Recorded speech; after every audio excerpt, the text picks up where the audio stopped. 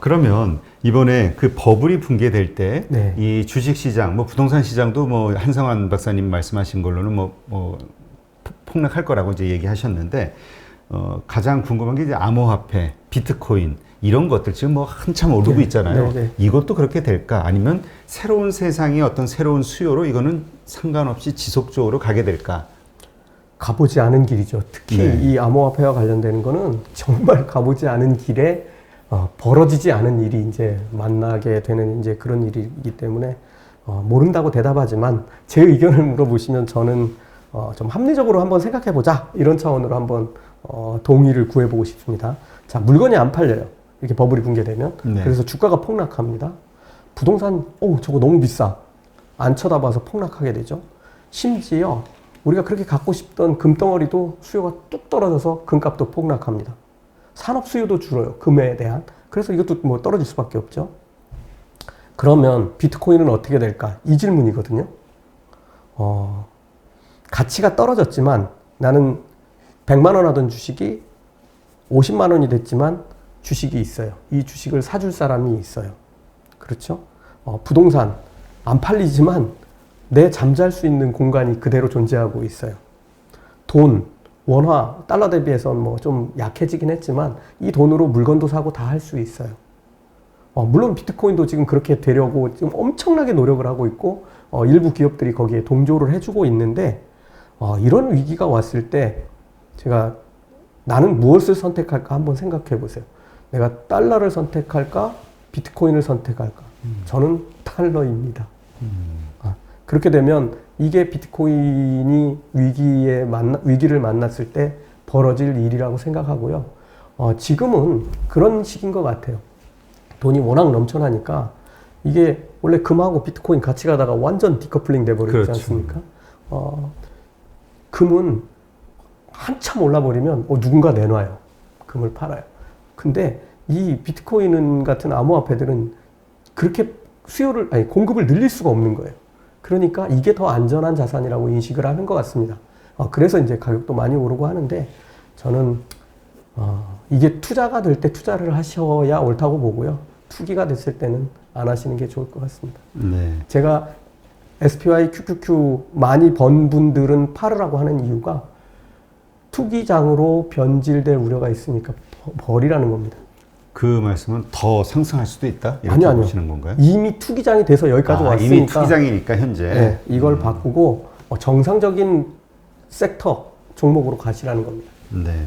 그러면 이 버블이 붕괴되는 그 시점에 그 뭐 리츠 혹은 뭐 우량 배당주 뭐 이런 것들 있지 않습니까? 가치주 네. 이런 것들도 같이 그 무너질까에 대한 질문을 주셨거든요. 워렌 버핏이 그런 버블 여러 상황들 붕괴될 때도 항상 꿋꿋하게 지켜왔잖아요. 가치주로. 근데 우리는 그 개인들은 못합니다. 개인들이 뭐 걔네들 포트폴리오처럼 이렇게 다변화할 수 있는 것도 아니고 뭐 양이 커가지고 조금 시장에 영향을 미칠 수 있는 것도 아니고 한번 우리나라 97년 외환위기 때 좀 연세 드신 분들은 생각하실 텐데요. 아까 조금 설명드렸는데 부동산이나 주식 어떻게 됐는지 한번 기억을 떠올려 보십시오.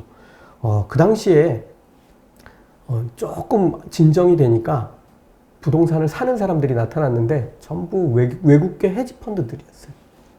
제 기억에 당시에 제가 현대에 다니고 있었으니까 제일 놀랐던 것 중에 하나가 뭐냐면 당시에 스타타워라고 이름 붙여진 강남 역삼역 앞에 있는 지금 파이낸스 빌딩이죠.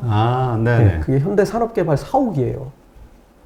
현대산업개발이 들어가서 거기 사옥으로 쓰려고 짓던 건데 헐값에 팔아버릴 수밖에 없었죠. 그때 론스타죠. 와가지고 뭐 엄청난 이득을 보고 가버렸는데 어쨌든 뭐 어디까지 빠질지는 모르지만 제가 볼 때는 달러 빼고 다 빠집니다. 네, 그렇게 이해하시면 됩니다. 알겠습니다. 그러면 하나 더 있습니다. 네. 달러 말고 한 가지 더 있습니다. 망한다에 배팅된 돈이 성공합니다. 인버스? 네.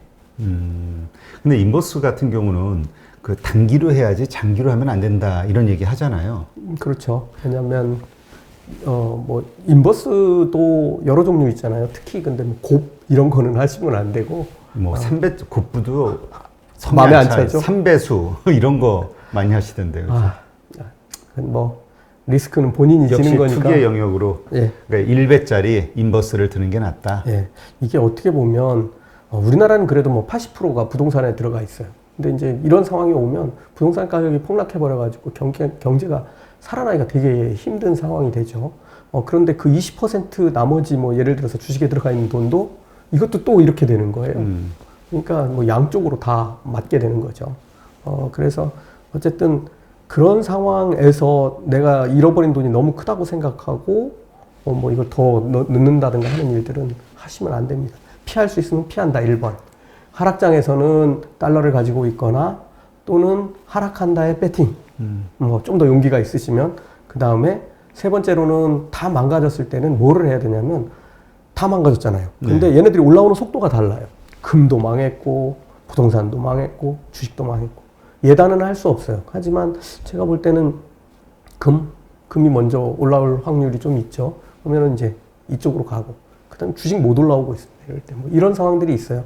그냥 제가 예로 말씀드리는 겁니다. 그럴 때는 그때 가서 뭐가 올라오는지를 한번 보고 이동을 생각해 보는 거죠. 제일 중요한 건 이런 큰 위기는 피해가는 겁니다. 저도 이런 버블은 처음 봤어요. 그러니까 그런 것들이 자신이 어떤 판단을 내리기가 너무 어렵다 생각이 되면 그냥 가만히 있는 게 제일 낫고. 예, 가만히 있는 게 제일 낫지 않죠. 상황이 바뀌었으니까 움직여야 되는데. 그렇죠. 그러니까 현금을 들고, 네, 현금을 달러 들고 그냥 가만히 있는 게. 예, 그게 저는 그런 정도로 할 겁니다. 네. 근데 말씀하셨지만 그게 이제 뭐 버블이 1년 후쯤 올 것이다 뭐 이렇게 얘기하셨잖아요. 1년이나 최소 1년에서 2년 뭐 이렇게 걸릴 것이다. 그 근거로는 왜 그렇게 생각하시는지.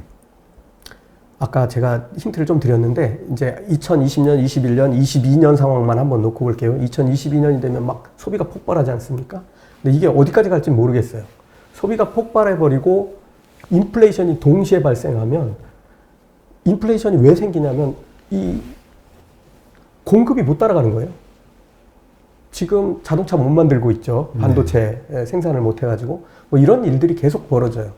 그런 거 보면은 미국은 좀 현명한 것 같아요. 지금 산업 투자 열심히 하는 거 보면 이런 것들이 조금 영향을 줄 거예요. 하지만 인플레이션이 생겨가지고 미국 경제가 위험해질 수 있다라고 판단되는 순간 뭐 금리를 쭉쭉쭉 올리겠죠. 그렇게 되면 2008년부터 시작된 돈풀기 이게 2023년이면 15년치가 쌓여 있는 거예요. 이거 한 방에 그냥 뻥 터집니다. 초대형 사고 나는 거죠. 그러니까 최소한 쟤네들이 돈 풀기가 줄어드는 것, 그러니까 테이퍼링 시작되면 이걸 신호로 읽고 나와야 됩니다. 아니야, 금리 인상까지 기다려볼 거예요. 하지 마세요. 조금 더 상승을 좀 즐기다 가자. 그러다가는 끝납니다. 네. 근데 아까 참 인버스 투자 말씀하셨는데 그거를 하나 조금 더 드릴게요. 인버스 투자도 왜 이렇게 인버스 투자의 뭐 위험성 뭐 여러 가지가 있는데 하여튼 그 중에 이 목돈으로 투자하는 게 나은 건가요? 아니면 그것도 이렇게 적립식으로 이렇게 투자하는 게 나은 건가요? 일단 6개월 전에 빠져나왔으면 이게 언제 일이 터질지 모르지 않습니까? 그러니까 그 말씀이 뭐냐면 6개월 전에 미리 빠져나왔잖아요. 근데 그 다음으로 또 계속 주식은 상승할 수 있잖아요. 상승할 확률도 크고 크지만 폭락할 확률도 이제는 높아진 거죠.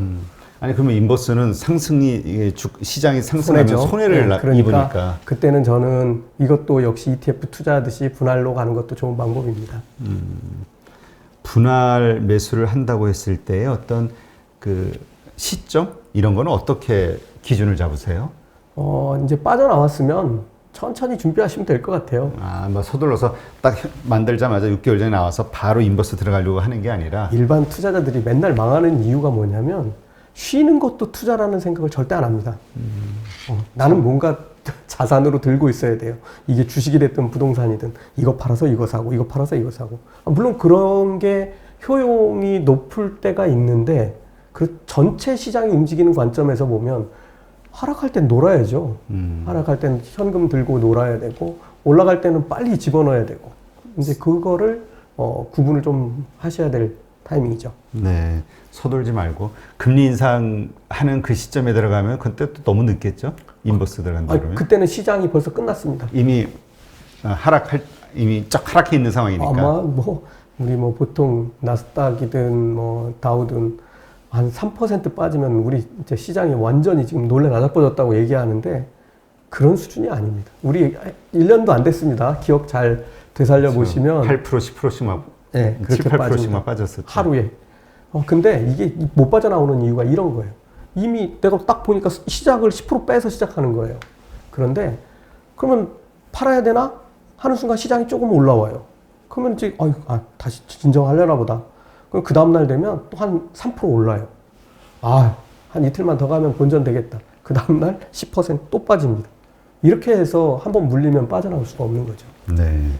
근데 그 말씀하시니까 저도 기억이 하나 떠오르는데 2008년인가요? 그 리먼 부도 그 날이 기억이 나는데 그 당시 우량주였는데 한화를 들고 있었는데 한화가 점하를 3일인가 가더라고. 팔 수가 없어. 매도 물량만 점하에서 계속 누적이 되면서. 이거 그런 일 정말 많습니다. 저는 그 당시에 뭐 팔팔할 때인데 인터넷도 잘 안 돼가지고 주문을 넣으면 이게 주문이 들어갔는지 확인이 안 돼요. 네. HTS가 그러던 시절이었는데 그때 정말 새로운 기술 같은 회사들이 있잖아요. 사고 싶어도 못 사고 거래량 빵으로 상한가 한 20일씩 갑니다. 그래서 막 거래가 돼요. 그러다가 또 가요. 점점점점 올라가요. 그러다가 어느 날 거래가 탁 터지면서 사졌다 하고 만세를 딱 부르는 순간 그 다음 날부터 거래 없이 하한가. 네, 하여튼 이게 투기가 몰려 있는 곳의 그 상황은 참 알 수가 없죠. 네, 하여튼 뭐 리스크 관리 차원에서 생각을 하시고 항상 사람들은 자기는 안 당할 거라는 생각에 긍정적인 쪽으로 이렇게 생각을 하는데 하여튼 뭐 안 좋은 쪽도 생각을 하고 리스크 관리하는 게 필요하겠죠. 그러니까 정상적인 투자로. 자, 그러면 이제 인플레이션이 발생했을 때 그 달러를 보유하고 그러니까 현금을 가지고 있는 것만으로도 손해 보는 거 아니냐? 또 이런 질문을 하신 분이 있네요. 어차피 돈의 가치가 떨어지니까 슈퍼 인플레이션이 발생이 되면. 그러니까 인플레이션이 전체를 놓고 한번 제가 큰 것부터 말씀드릴게요. 우리 사회, 우리 미래 사회의 모습은 어떤 것일까? 인플레이션일까? 디플레이션일까? 이거 둘을 놓고 생각해 봐야 됩니다. 완벽한 디플레이션입니다. 왜 그러냐면 기술이 우리 일자리를 싹 다 날려버립니다. 네. 기술이. 지금 미국 같은 경우는 지금 이제 실업률이 높죠. 지금 한 10% 되나요? 뭐 그 정도 되는 걸로 제가 기억이 나는데 10% 되면 3%를 뭐 거의 완전 고용이라고 그렇죠. 보면 7%나 되는 사람들이 일자리를 잃은 거예요. 그렇죠? 이 사람들 일자리 잃었는데 놀아요. 너무 좋은 게 뭐냐면 정부에서 실업급여 많이 줘요. 그러니까 일 안 해도 뭐 버는 게 비슷한 거예요. 이 사람들 뭐 거의 우리로 치면 뭐 일용직과 비슷한 그런 일들 하는 사람들이 일자리를 잃었어요. 어쨌든 그 사람들에게도 일자리를 주기 위해서 지금 전 세계가 노력을 하고 있죠.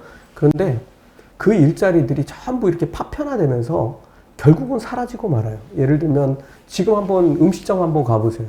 이게 코로나 때문이 아니고 그냥 키오스크 같은 거 하나 갖다 놓는 게 주인 입장에서는 훨씬 나은 거예요.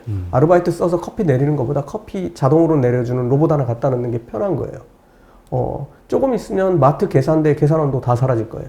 거기 그냥 카트 밀고 나오면 끝이에요. 계산 끝하고 삑 하고 들어올 거예요. 그리고 그러니까 뭐 옆에 경비하는 사람도 필요 없고 계산하는 사람 필요 없고 다 로봇들이 보고 있고 카메라가 보고 있고 공장 가보면 뭐 우리나라는 자동차 공장 가봐도 아직도 뭐 자동화율이 뭐 제가 정확하게는 잘 모르겠지만 외국의 유튜브에서 한번 찾아보세요. 뭐 예를 들면 BMW나 이런 데 최신 차량들 생산하는 거 보면 사람이 안 보입니다. 거의 5개 공정을 나눴을 때 4개 공정, 앞에 4개 공정은 98%, 99% 이렇게 자동화돼 있어요. 마지막 공정만 40%예요. 조립 공정만. 그럼 여기만 사람들이 일을 하고 있어요. 뭐 하나 봤더니 그 모델 이름 붙이고 제일 많이 신경 써서 하는 거는 품질 검사하는 걸 사람이 합니다. 이런 정도로 돼 있으면 결국은 이조차도 이제 하지 않게 될 거예요. 지금 그 애플 단말기 조립하는 회사들 있죠. 하청받아서 하는 뭐 폭스콘 같은 회사들이 있는데 얘네들이 뭐 중국에 막 100만 명씩 고용하고 있어요. 근데 각 공장 하나하나에 뭐 몇몇 명씩 있는데 이거를 하나씩 기계로 로봇으로 다 대체해 가고 있어요. 그럼 어떻게 되겠어요? 종국에 가면 얘들은 2025년이면 100% 자동화하겠다는 거예요. 폭스콘 100만 명 다 일자리 있는 거예요. 이렇게 되면 전부 디플레이션 사회가 됩니다. 돈을 쓰고 싶어도 돈이 없어요. 이렇게 가는데 지금 단기적으로는 무슨 일이 벌어졌냐면 일단 먹여는 살려야 되니까 돈 풀었고 경제가 원래는 뭐 100이었는데 지금 뭐 예를 들어서 95가 돼버렸어요. 그럼 이거 차이가 크거든요. 그러면 이거를 끌어올리기 위해서 지금 뭐 돈 풀고 뭐 별걸 다 하고 있는 거죠. 근데 이게 결국은 인플레이션을 순간적으로 만들겠지만 결국에 가서는 끌어들입니다. 그리고 전체적으로 다 디플레이션 사회를 향해서 가게 되는 거죠. 네, 그렇군요. 그러니까 결코 이 인플레이션, 그러니까 버블 붕괴 이후에도 그러니까 계속 어떤 인플레이션 상황 이런 것들이 지속적으로 가면서 결국 돈의 가치가 떨어지는 그런 상황이 오지는 않을 것이다. 네, 이렇게 옵니다. 이해하면 되는 네. 거죠. 또 이런 질문을 주셨네요. 이게 아까 중복되는 것 같기도 하는데 달러를 가지고 있는 상황에서 해지 수단은 뭐가 있을까요? 몇 번째 질문이죠? 이게 20번째 질문입니다. 이거 답을 알려달라고 하시는 건데 아까 말씀드렸는데 그 뭐 망한다에 투자하는 방법과 달러를 들고 있는 방법 그 두 가지밖에는 없습니다. 그리고 다 망한 다음에 새 출발해야 됩니다. 그 새 출발할 때의 기준 좀 다시 한번 알려주세요. 계속 반복을 좀 해야. 어렵습니다. 그 새 출발이 제가 이거는 기억하시라고 제가 말씀드리는데 그 새 출발을 할 때 작년 3월 이거를 머릿속에 넣고 계시면 큰일 납니다. 왜 그러냐면 출발 자체가 새 출발은 정말 그 애들이 걸음마를 배우는 것보다 훨씬 느린 속도로 걷게 될 겁니다. 주저앉았다가. 그러니까 상승이라는 게. 네. 기는 기간이 1년이에요. 그냥 폭락해버리고 옆으로 가는 기간이 1년이에요. 그러니까 그때는 새 출발한다는 게 이제 걸음마부터 다시 하는 시기가 될 거고, 혹시나 계속 갈 거라는 믿음도 없어야 됩니다. 왜 그러냐면 이건 정해져 있어요. 그리고 미국이 그냥 두진 않을 겁니다. 이게 여러 가지 이유가 있습니다. 경제적으로 지금 미국 경제를 살리기 위해서 미국은 온통 거기에 신경을 쓰고 있는데 앞으로는 중국과의 기술 격차를 확보하는 문제도 있고 달러 패권을 유지하는 문제도 있고 동맹들 지지를 얻어내는 문제도 있고 여러 가지 미국이 해야 될 일들을 하기 위해서 폭파시켜버릴 겁니다. 그래야 미국한테 꼼짝을 못하기 때문이죠. 그게 이제 우리 소위 요즘 많이 나오는 양털 깎기 한다. 네. 뭐 양털 깎는 수준이 아니라 양을 잡아버릴지도 모릅니다. 근데 또 이런 질문을 하실 수도 있을 것 같아요. 지금 2008년 금융위기 때부터 나왔던 1조 달러, 뭐 그 이후에 더 나왔던 이런 돈들의 어떤 유동성에 이번에 나왔던 돈들 또 수조 달러 몇 배 되는 이런 것들이 합쳐져는 유동성이 어마어마한데 네. 그게 갑자기 쓰러지겠느냐. 이게 좀 더 이렇게 지속이 되지 않겠느냐. 뭐 그런 관점으로 보실 수도 있는데 저는 한 방에 날아간다고요. 이렇게 보는 시각이고요. 그렇게 해야만 미국 입장에서는 얻을 수 있는 걸 얻어갈 수 있을 거예요. 그냥 아이고 뭐 한국 조금 불쌍해졌네 뭐 이런 생각은 정말 1도 안 합니다. 그러니까 어쨌든 우리가 이렇게 투자할 때는 어떤 때는 최상의 상태도 고려해야 되지만 최악의 상태도 고려를 해야 됩니다. 보통 한쪽 방향에 빠져 있으면 아까 동원했던 용어 환각 여기서 못 태어나오니까요. 제발 그런 일은 벌어지지 않는다는 걸 항상 염두에 둬야 됩니다. 네. 그러니까 하여튼 만약에 버블이 붕괴가 된 다음에는 그 3월 달처럼 바로 급반등으로 이어지는 게 아니라 한참 동안 옆으로 횡보하게 될 것이다. 네. 폭락한 시점에서. 네. 그러니까는 정말 장기적인 관점으로 투자를 해야 할 수밖에 없는 상황이 되는 거네요. 예, 그렇습니다. 그래서 제가 내 앞에 그러니까 투자의 원칙이라는 건 있고 이게 이런 수익률을 내고 하는 것들을 내 상황에다가 다 집어넣으면 곤란하다는 겁니다. 예를 들어서 이제는 한 발짝 더 가면 낭떠러지야라고 경고음을 줄 때는 빠져나와야죠. 네. 네. 그러면 이번에는 그 테슬라나 중국 EV 자동차들 주가가 조금 요즘 하락하고 있잖아요. 네. 그 다음에 뭐 폭스바겐이 됐든 뭐 여러 그 경쟁 업체들이 나오고 있는데 네. 더 성장할 수 있을까요? 라고 질문을 했네요. 아, 예. 이게 저도 읽어봤는데, 이게 글로만 질문이 주어져서 정확한 의미를 이해하기는 어려운데요. 이렇게 답변을 드릴 수 있을 것 같아요. 전기차 산업은 이제 내연기관을 완전히 대체하면서, 내연기관 끝낼 겁니다. 종식을 시킬 거니까 앞으로 상상하기 어려운 수준으로 성장할 거다. 지금 팔리는 차 대수는 아무것도 아니다. 이게 시동이 걸렸어요. 제가 작년에도 말씀드렸는데 2021년이 되면 전기차 산업이 이제 본격적인 궤도에 들어가기 시작할 거라고 말씀을 드렸었고요. 그런데 이 성장의 몫이 테슬라나 중국 전기차 업체 몫이냐? 이건 조금 다른 문제입니다. 이거 왜 그러냐면 테슬라는 유리할 수는 있어요. 그런데 소비자층은 조금씩 다 다릅니다. 그렇죠. 예를 들어서 저에게 모델 S를 살래? 지금 타고 있는 차를 살래? 전 지금 타는 제 차가 훨씬 좋아요. 가격은 비슷하지만 제 차가 훨씬 좋고 단 내연기관이라는 문제가 있어요. 근데 지금 이제 이런 회사들도 지금 이제 전기차들을 지금 다 개발하고 뭐 예를 들어서 벤츠 같은 회사들은 지금 뭐 EQS부터 EQE, 뭐 EQA 뭐 몇 개는 나오고 있는데 얘네들은 원래 전기차 플랫폼에서 만든 차들이 아닌데 전기차 플랫폼으로 만들어진 차들은 아마 제가 생각할 때 테슬라보다 이렇게 하면 바보라고 할지 모르지만 10배는 좋을 거예요.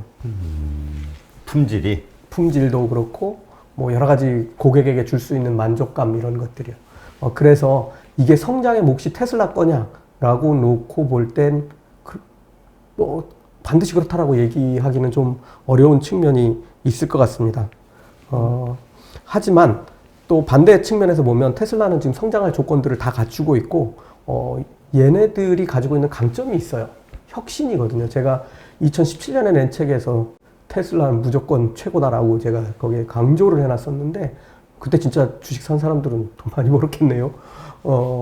이 테슬라가 일단 에너지를 활용하는 방법에 있어서는 최고의 혁신을 같이 하고 있어요. 그런데 우리나라 같은 경우는 이런 태양광이나 이런 거를 쓰기가 어렵잖아요. 그러다 보니까 결국은 내연기관처럼 화석 연료를 떼서 만든 전기를 충전해서 쓰는 거예요. 뭐 똑같죠.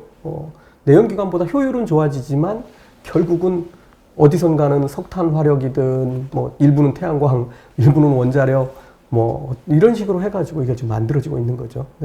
그래서 테슬라는 뭘 보고 해야 되냐면 쟤들이 정말 또 다른 혁신을 어떻게 하는지를 봐야 돼. 그러면 얘네들이 훨씬 더 높은 가치가 있는 회사가 될 거라고는 보는데 너무 비싸죠. 그런 문제가 여기도 있습니다. 네. 하여튼 앞으로 테슬라, 근데 뭐 지금 테슬라에 투자하신 분들이 믿는 거는 그 자율주행과 관련된 그 부분 플랫폼을 만드는 거 이런 것들에 대해서 되게 그 기대감을 많이 갖고 있잖아요. 네. 근데 뭐 딴 데들도 다 생각하는 거고 그러다 보니까 시기 차이는 좀 생길 수는 있지만 결국은 이제 똑같은 경쟁을 하는 거고 뭐 브랜드 가치, 품질 뭐 여러 가지들이 같이 다 따라가야 되겠죠. 하지만 뭐 지금 현재 전기차 하면은 테슬라인 건 확실합니다. 네. 하여튼 우리가 이미 알려져 있는 자율주행 요게 아닌 그 이상의 또 어떤 새로운 혁신이 계속 나와야지만 테슬라의 현재의 어떤 주가 혹은 기대감은 계속 이어질 수 있다. 네. 이렇게 이해하면 되겠네요. 네. 네. 알겠습니다. 오늘 이렇게 해서 그 지난번 영상을 보시고 댓글에 공통적으로 많이 올라와 있는 질문들을 추려서 한 20가지로 추려서 오늘 조 대표님께 이제 질문을 드렸고요. 이제 마지막으로 이런 뭐 영상을 보시는 분들께 하시고 싶은 말씀이 있으시면 예. 네, 한번 하시죠. 저는 오프라인에서 하던 얘기들을 온라인으로 가지고 오면서 제가 사랑도 많이 받았지만 이게 내가 이거 또 사고를 쳤구나 하는 경험들이 많이 있는데 오늘 좀 사고를 좀 수습하는 상황이고요.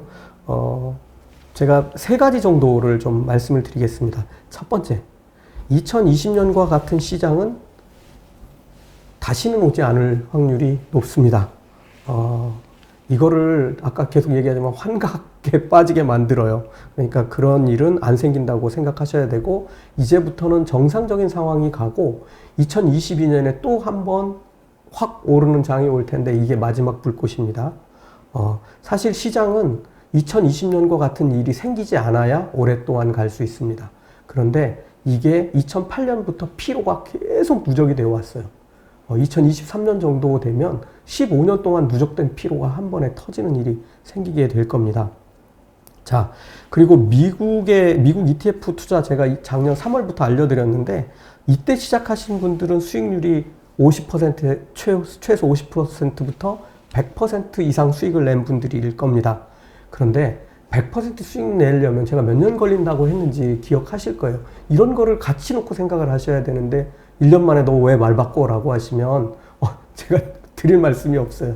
자, 우린 수익을 내기 위해서 이걸 하고 있는 거고 오를 때도 있지만 내릴 때도 있습니다. 하지만 오르락 내리락 하면서 연평균 수익률을 쫓아가게 돼 있는데요. 다음번에 오는 큰 하락, 이건 너무 커요. 왜냐하면 지금 너무 커지고 있기 때문에.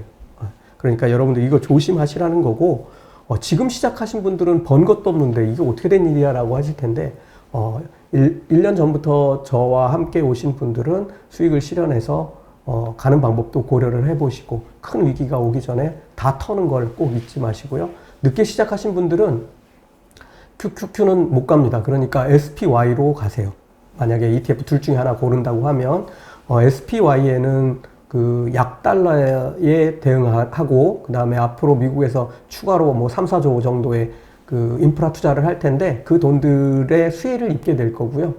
그렇게 되면 수출 잘 되고 인프라 투자 수혜를 입는 SPY가 더 많이 가게 될 겁니다. QQQ보다. 둘을 놓고 보면 그렇게 말씀드리고요. 난 이 둘 중에 하나만 할래라고 하시면은 QQQ 팔아서 SPY로 몰아놓으시는 것도 수익을 좀 더 내는 좋은 방법이고, 자, 그 다음에 폭락하는 일은 지금 얘기하는 게 아닙니다.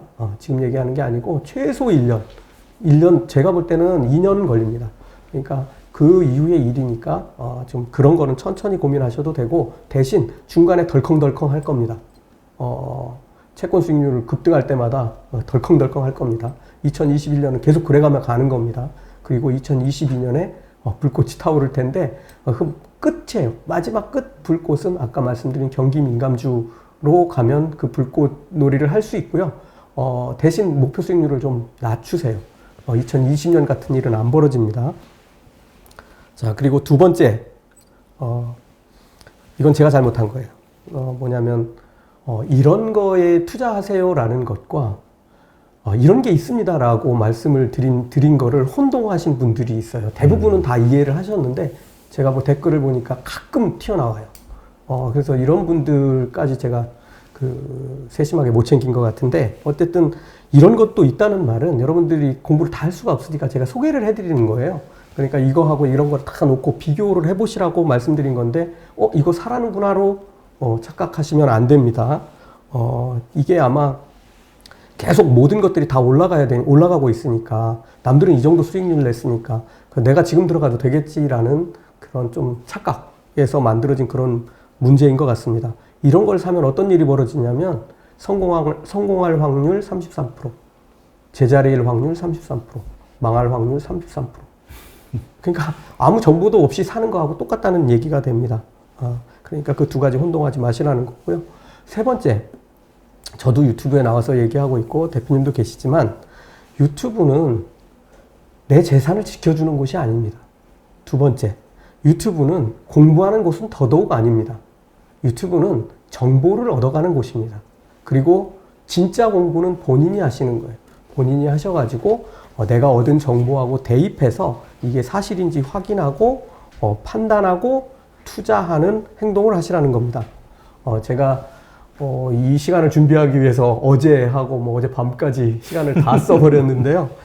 왜 그러냐면 이제 찾아봐야 되거든요. 저도 그때 무슨 소리 했는지 1년 전 걸 기억하는 사람이 어디 있습니까? 그래서 이런 거 다 좀 뒤져서 보고 했는데, 제일 중요한 거 한 가지 기억하셔야 될 거는 시장은 생물입니다. 생물이기 때문에 얘네들이 움직이는 거에 따라서 나도 같이 대응을 해줘야 돼요. 시장이 저쪽으로 갔는데 나만 여기 있으면 외톨이가 되고 잘못하면 자산을 잃게 되니까 그 시장 돌아가는 거를 항상 살펴보시고요. 그 다음에 각각에 관련된 건 저는 여러분들하고 똑같은 투자자입니다. 좀 먼저 했고 그쪽에 대한 공부를 많이 하고 있고 회사에서 그와 관련된 일을 하고 있기 때문에 소개를 드리는 거고요. 그리고 마지막으로 대표님께 감사드리고 싶은 말을 하나 더 하고 싶은데요. 또 무슨? 질문도 정말 잘해주시지만 저는 뵐 때마다 너무 그 매너도 좋으세요. 그리고 또 하나는 진짜 사람을 대하는 그런 거 있잖아요. 제가 초짜 유튜브 만들었다고, 머니클래스 만들었다고 하니까 또 소개하라고 또 해주셔가지고, 순식간에 너무 많은 분들이 들어와 주셨어요. 그래서 정말 감사하다는 말씀. 30명에서 얼마 됐나요, 지금? 3,000명 넘었습니다. 축하드립니다. 예, 저 100배 성장인가요? 예, 6일 만에 0에서 엄청나게 올라왔습니다. 앞으로 좀 체계적으로 시장을 좀 정리를 해서 여러분들 댓글 보면서 좀 그런 것들 저희가 공부를 좀 더해서 다 하실 수 없을 테니까요. 앞으로도 좀 열심히 해보도록 하겠습니다. 네. 하여튼 오늘 말씀해 주신 여러 가지 내용들을 한번 잘 참고하시고 앞으로 투자를 어떻게 해 나갈지 잘 정리하시는 그런 시간이 되셨으면 좋겠습니다. 네. 이제까지 트리플 버블 책의 저자이신 조병학 대표님과 함께 했습니다. 수고하셨습니다. 고맙습니다.